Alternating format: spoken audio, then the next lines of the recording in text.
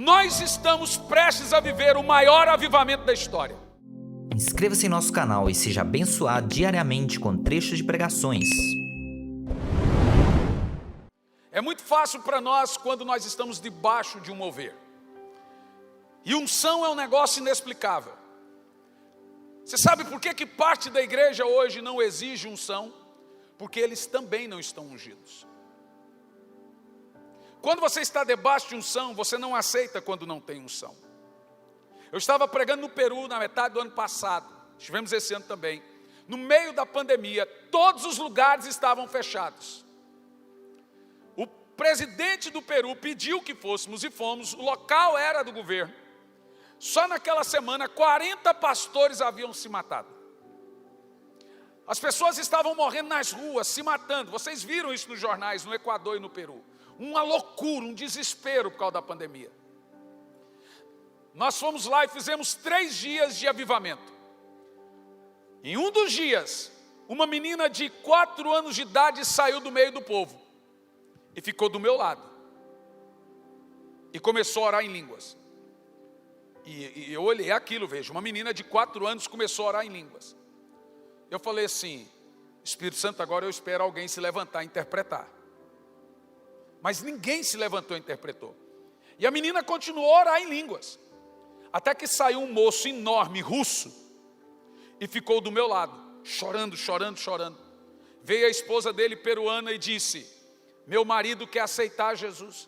Então eu olhei para ele e comecei a falar em espanhol. Ela disse, ele não fala espanhol. Ah, tá, então comecei a falar inglês. Ele também não fala inglês. Falei, a coisa está russa. Falei, mas presta atenção, seu marido não fala espanhol e inglês, ele entendeu o que eu preguei? Ela falou, nada. Então como ele quer aceitar Jesus? Ela disse, porque tudo que você pregou, essa menina está falando para ele em russo. Falei, não. Ela não está falando em russo. Falou, tá. Eu estou ouvindo ela falar em russo, ele ouvindo, mas toda a igreja estava ouvindo em línguas. Em menos de 10 minutos, o Espírito Santo estava traduzindo para aquele homem tudo que foi pregado em russo, mas toda a igreja estava ouvindo em línguas.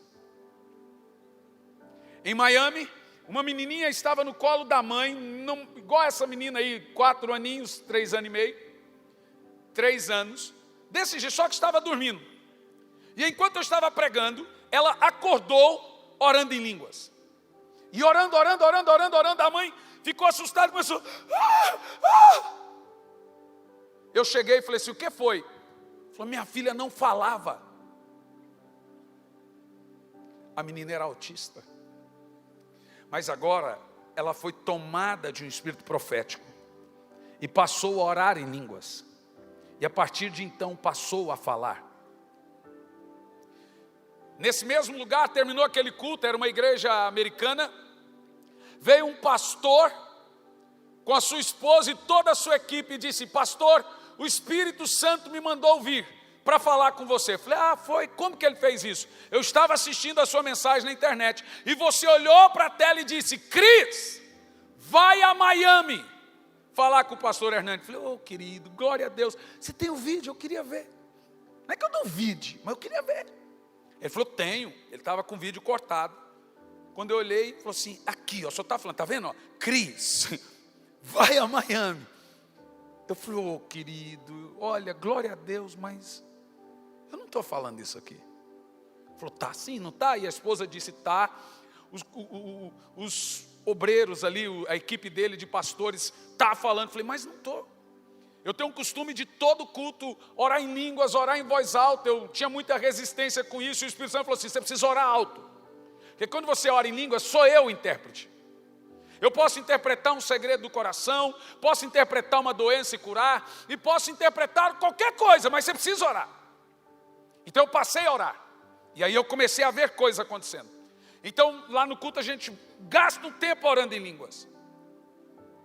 E naquele momento, o Espírito Santo foi na cabeça daquele pastor das Filipinas, que dirige boa parte das grandes cruzadas no Paquistão, na Índia, na Ásia, em Taiwan, em tantos lugares.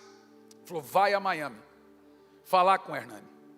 Eu vim porque o Senhor falou o meu nome, mas eu não tinha falado o nome dele. Agora você pode me perguntar, qual é o segredo para o poder e a unção? Antes de trazer aqui o segredo para isso, eu vou dizer a você em termos proféticos o que o Senhor tem me dito. Nós estamos prestes a viver o maior avivamento da história.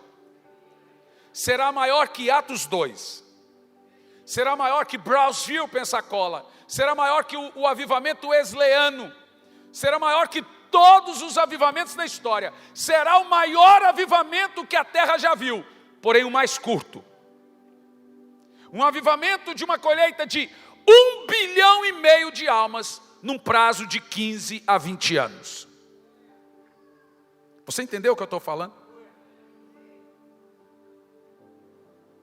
Deus está prestes a sacudir e fazer as coisas tudo de novo. Eu não consigo mensurar e dizer a você tudo isso, mas nós estamos prestes a viver isso. Agora, qual é o segredo para a unção? Qual é o segredo para a maneira como que Deus faz ou como Ele deseja fazer?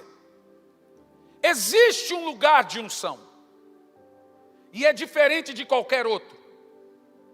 Existe um preço alto a ser pago por unção, por poder, por avivamento, e é diferente de qualquer outro. E é isso que eu quero que você entenda hoje.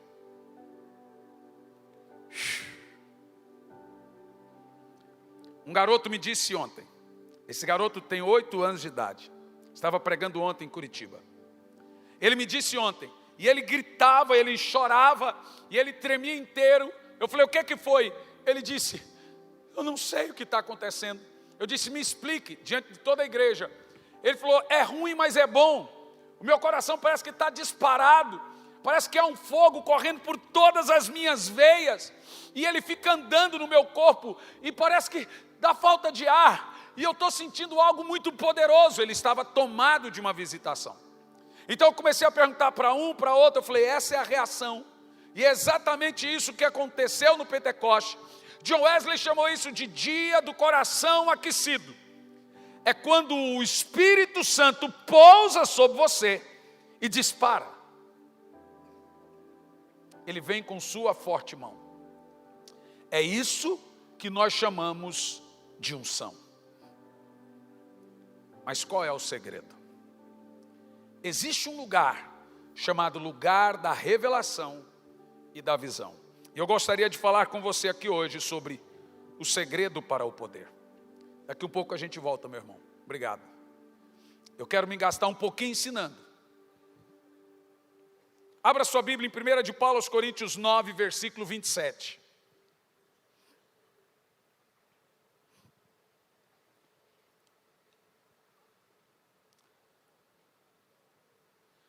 Nós vamos usar a tela dos textos.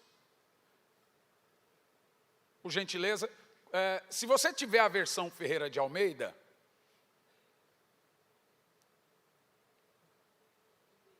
NVI, talvez um texto só da Ferreira de Almeida você pode achar na internet para mim, mas só o texto de Jeremias 44:4. Eu te explico por que eu uso duas versões, porque tem texto que muda muito o significado, então a gente transita. Eu não tenho problema com a NVI, mas em algumas palavras os textos mais antigos nos ajudam, em outros eles nos atrapalham. Esse negócio de versão.